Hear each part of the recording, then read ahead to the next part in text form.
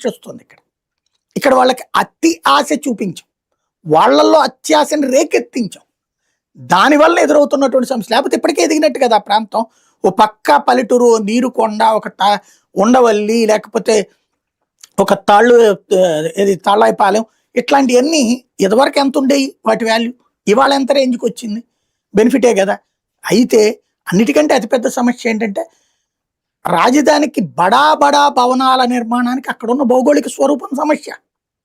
దబాయించచ్చు, అరవచ్చు, మాట్లాడచ్చు, తిట్టిపోయొచ్చు, కానీ still now అక్కడ 15 అడుగుల నుంచి 20 అడుగుల్లో నీళ్ళు వస్తాయా లేదా కనుక్కోండి. 15 అడుగులు 20 అడుగులు నీళ్ళు వచ్చేటటువంటి ప్రదేశంలో నదీ పరివాహక ప్రాంతం అది. నదీ పరివాహక ప్రాంతానికి ఆనుకున్నదంతా కూడా జలానికి సంబంధించినటువంటి ప్రదేశమే. అట్లాంటి చోట్ల 40 అంతస్తులు, 50 అంతస్తులు, 70 అంతస్తులు కట్టేటటువంటి కాన్సెప్ట్ ఎంతవరకు స్థిరత్వంతో సాధ్యం అన్నది ఒక ప్రశ్న. రెండవది, ఇప్పుడు అక్కడ తాజాగా నారాయణ గారు చెప్తున్నటువంటిది, ఓ 2 కాలువలు కడతారు, ఆ కాలువలకు 2 రిజర్వాయర్లు కడతారు.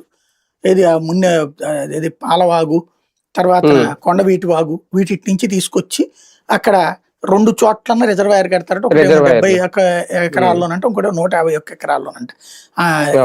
ఇదేది నీరు కొండ ప్రాంతంలో ఒకటి కృష్ణాయపాలెం.